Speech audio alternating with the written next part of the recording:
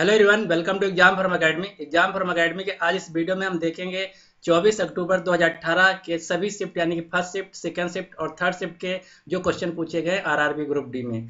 अगर अभी तक आपका आरआरबी ग्रुप डी का एग्जाम नहीं हुआ या इसके बाद किसी भी शिफ्ट में होने वाला है तो आपको ये एनालिसिस देखने के बाद एक अंदाजा हो जाएगा कि किस प्रकार के आरआरबी ग्रुप डी में क्वेश्चन पूछे जा रहे हैं। आरआरबी ग्रुप डी में जो क्वेश्चन पूछे जा रहे हैं मोस्ट रिपीटेड क्वेश्चन पूछे जा रहे हैं, बार बार क्वेश्चन वही पूछे जा रहे हैं, रिपीट हो रहे हैं। तो ये एनालिसिस के बाद आपको एक अंदाजा लग जाएगा। तो ये आपको एनालिसिस देखना बहुत ही आवश्यक है। पहला आज क्वेश्चन फर्स्ट शिफ्ट में जो पूछा गया था वो था कि फिल्म दंगल के निर्देशक कौन है। तो इसका जो राइट आंसर है वो है नीतीश तिवारी। अगला क्वेश्चन पूछा गया था कि मेजर ध्यानचंद पुरस्कार की शुरुआत कब हुई थी। तो इसका जो राइट आंसर है वो है 2002 में मेजर ध्यानचंद की पुरस्कार की शुरुआत की गई थी। अगला क्वेश्चन ये पूछा गया था पहली शिफ्ट में कि इंटरनेशनल प्रीमियर टेनिस लीग का फाउंडर या संस्थापक कौन है। तो ये भारत के खिलाड़ी, टेनिस के खिलाड़ी महेश भूपति इसके संस्थापक हैं। एक क्वेश्चन ये पूछा गया था कि भारतीय महिला क्रिकेट टीम की कप्तान कौन है। तो भारतीय महिला क्रिकेट टीम की जो वर्तमान में कप्तान में टेस्ट और ओडीआई दोनों के लिए जो है वो मिताली राज हैं, और सिर्फ जो T20 मैच है उसके लिए जो है वो है हरमनप्रीत कौर। अगला क्वेश्चन पूछा गया था कि 2017 में फीफा में भारत की रैंकिंग क्या थी। तो जो 2017 में फीफा की भारत में रैंकिंग थी वो थी 96 यानी कि 96। एक क्वेश्चन ये पूछा गया था कि चंद्रबाबू नायडू किस पार्टी से संबंधित हैं। तो जो चंद्रबाबू नायडू हैं ये वर्तमान में आंध्र प्रदेश के मुख्यमंत्री, ये तेलुगु देशम पार्टी यानी कि TDP पार्टी से संबंधित हैं। अगला क्वेश्चन ये पूछा गया था कि राष्ट्रीय महिला आयोग का अध्यक्ष किसे नियुक्त किया गया है। तो ये करंट अफेयर से क्वेश्चन था। तो इस समय जो महिला आयोग के अध्यक्ष है उनका नाम है रेखा शर्मा। एक क्वेश्चन ये पूछा गया था कि इजराइल के प्रधानमंत्री का नाम क्या है या कौन है। तो इजराइल के जो वर्तमान में प्रधानमंत्री उनका नाम है बेंजामिन नेतन्याहू। एक क्वेश्चन ये पूछा गया था कि नताशा नेगी किस खेल से संबंधित हैं। तो नताशा नेगी एक भारतीय महिला फुटबॉल गेम से संबंधित है। इनका ऑस्ट्रेलिया में निधन हो गया था। एक क्वेश्चन ये पूछा गया था कि रंजन नेगी किस खेल से संबंधित हैं। तो रंजन नेगी हॉकी खेल से संबंधित हैं। आप जो चक दे इंडिया मूवी देखा होगा तो उसमें जो शाहरुख खान जिस व्यक्ति का रोल अदा किए हैं उन्हीं का नाम था रंजन नेगी। अगला क्वेश्चन ये पूछा गया था कि CK नायडू कप किस खेल से संबंधित है। तो CK नायडू क्रिकेट खेल से संबंधित है। एक क्वेश्चन ये पूछा गया था कि ऑस्ट्रेलिया ओपन 2018 का विजेता कौन है। तो ऑस्ट्रेलिया ओपन 2018 के जो विजेता हैं उनका नाम है रोजर फेडरर। एक क्वेश्चन ये पूछा गया था कि राय योजना किस बैंक ने शुरुआत की है। तो जो राय योजना है ये स्टेट बैंक ऑफ इंडिया यानी कि SBI ने शुरू की है। एक क्वेश्चन ये पूछा गया था कि एशियन डेवलपमेंट बैंक यानी कि ADB का हेडक्वार्टर या मुख्यालय कहाँ है। तो जो ADB का मुख्यालय है वो मनीला फ्रांस में है, मनीला फिलीपींस में है। एक क्वेश्चन ये पूछा गया था कि वर्तमान में भारत में वाणिज्य मंत्री कौन है यानी कि मिनिस्ट्री ऑफ कॉमर्स कौन है। तो मिनिस्ट्री ऑफ कॉमर्स जो भारत में वर्तमान में उनका नाम है सुरेश प्रभु। एक क्वेश्चन ये भी पूछा गया था जो इसार स्टील इंडस्ट्री है जिसकी वजह से तमिलनाडु में कुछ अभी दंगा फसाद हो गया था 2-3 महीना पहले। तो उसी से क्वेश्चन ये पूछा गया था कि इसार स्टील इंडस्ट्री का मुख्यालय या हेडक्वार्टर कहाँ है। तो इसका जो राइट आंसर है वो है मुंबई शहर। एक क्वेश्चन ये पूछा गया था कि जलियांवाला बाग शहर कहाँ स्थित है। तो जलियांवाला बाग जो हत्याकांड है अमृतसर पंजाब में स्थित है। एक क्वेश्चन ये भी पूछा गया था, ये था क्वेश्चन पुस्तक और उसके लेखक से कि वन इंडियन गर्ल के पुस्तक जो है उसके लेखक कौन है। तो इसका जो राइट आंसर वो है चेतन भगत। एक क्वेश्चन ये पूछा गया था, ये ग्रुप डी में अब तक 20 बार क्वेश्चन आ चुका होगा कि सिक्किम के ब्रांड एम्बेसडर कौन है। इससे पहले ALP में भी पूछा जा चुका है। तो सिक्किम के ब्रांड एम्बेसडर जो हैं उनका नाम है AR रहमान। और एक क्वेश्चन यहाँ से और पूछा जा रहा है कि राजस्थान के ब्रांड एम्बेसडर कौन है। तो राजस्थान के जो वर्तमान में ब्रांड एम्बेसडर हैं उनका नाम है इरफान खान। एक क्वेश्चन ये पूछा गया था कि असम का राज्यपाल कौन है। तो वर्तमान में जो असम के राज्यपाल है उनका नाम है जगदीश मुखी। एक क्वेश्चन ये पूछा गया था केरल का मुख्यमंत्री कौन है। तो जो केरल के वर्तमान में मुख्यमंत्री उनका नाम है पिनरई विजयन। अब हम चलते हैं मैथ की तरफ। मैथ का ये क्वेश्चन ये पूछा गया था कि 441 का वर्गमूल क्या होगा। तो 441 का जो वर्गमूल होगा वो 21 यानी कि 21 होगा। एक क्वेश्चन पूछा गया था साधारण ब्याज से कि 4% वार्षिक ब्याज की दर से 3 वर्ष में 2,000 रुपये का साधारण ब्याज क्या होगा। तो इसमें सिंपली बस SI बराबर PRT/100 लगाना होगा। उस फार्मूला में रखने से आपका आंसर आ जाएगा 240 रुपये।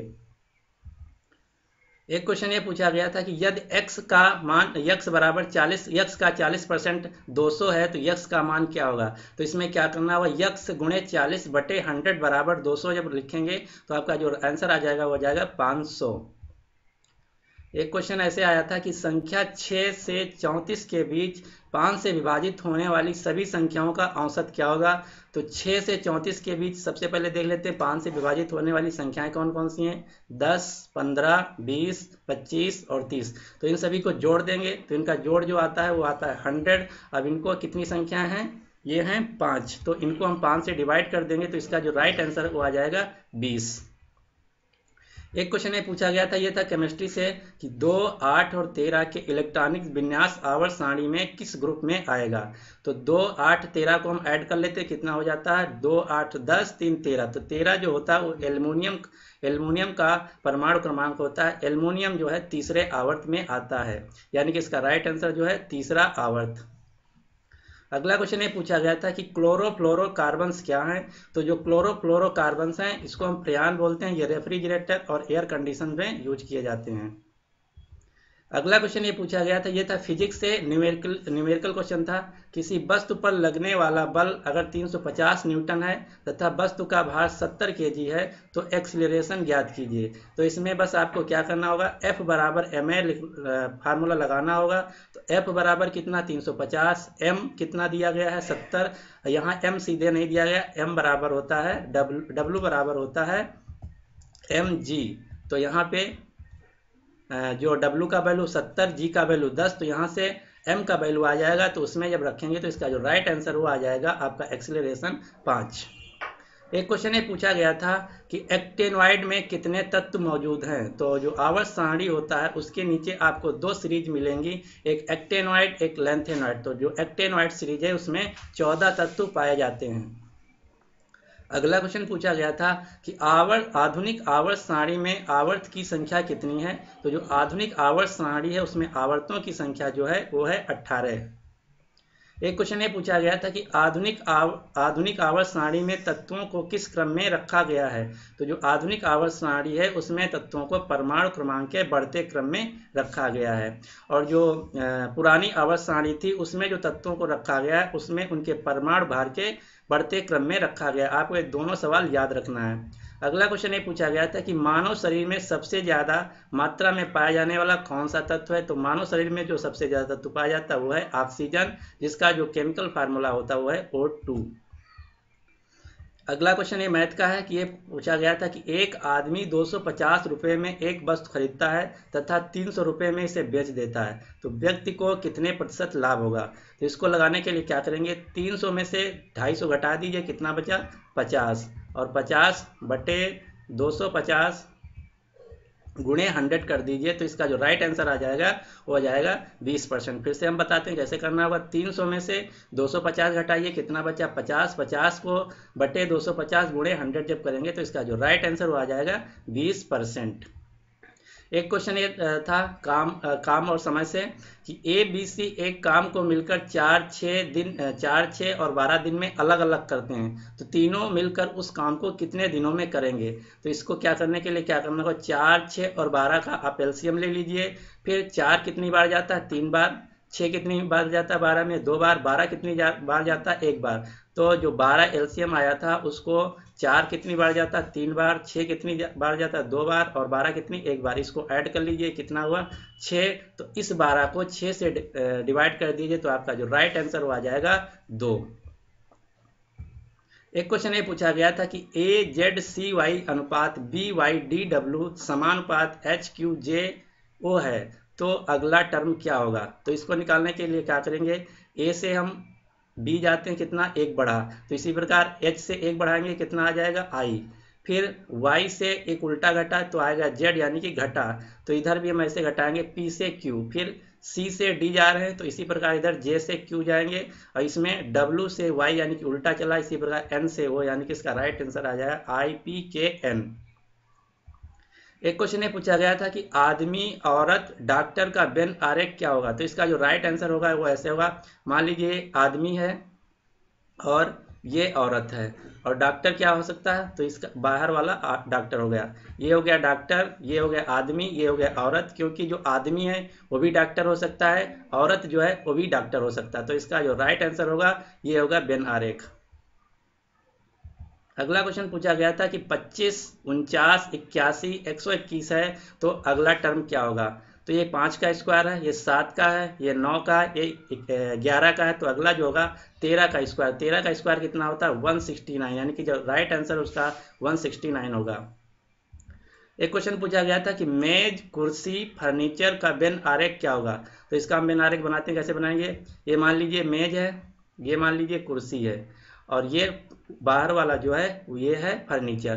क्योंकि जो मेज है ये भी फर्नीचर हो सकता है, और जो कुर्सी है ये भी फर्नीचर हो सकता है। तो फर्नीचर के अंदर दोनों आ जाएंगे, यानी कि बाहर वाला फर्नीचर, अंदर वाले दोनों मेज और कुर्सी। और मेज और कुर्सी दोनों अलग अलग चीजें होती, तो हम उनको अलग अलग बनाएंगे। तो इसका जो राइट आंसर वेन आरेख बनेगा ये ऐसे बनेगा। एक क्वेश्चन ये पूछा गया था सीरीज से कि 5, 7, 11 और 13 के बाद कौन सा टर्म आएगा। तो हम देखते हैं 5 के बाद 7, 7 के बाद 11, 11 के बाद 13। तो 11 के बाद 13 के बाद जो आए सभी विषम संख्याएं हैं, 15 और 17 हो सकता है। लेकिन यहाँ पे 15 आंसर नहीं होगा, क्योंकि यहाँ पे 9 गायब, यानी कि यह जो नंबर हैं सभी प्राइम नंबर हैं। तो जो 15 है वो प्राइम नंबर नहीं है। अगला प्राइम नंबर कौन सा है 17। तो इसका जो राइट आंसर होगा वो होगा 17। एक क्वेश्चन सिलोगिज्म से पूछा गया था। कथन ऐसे दिया था कि कुछ कलम पेंसिल हैं, सभी पेंसिल कॉपी हैं। तो इसको बनाते हैं। मान लीजिए ये कलम है, ये कलम है, ये है पेंसिल। कुछ कलम पेंसिल हैं और सभी पेंसिल क्या है कॉपी हैं। सभी पेंसिल क्या हैं, ये कॉपी, बाहर वाला कॉपी और अंदर वाला पेंसिल। अब निष्कर्ष क्या पूछा गया था, पूछा गया था कि सभी कॉपी कलम है। तो सभी कॉपी कलम है, ये गलत है।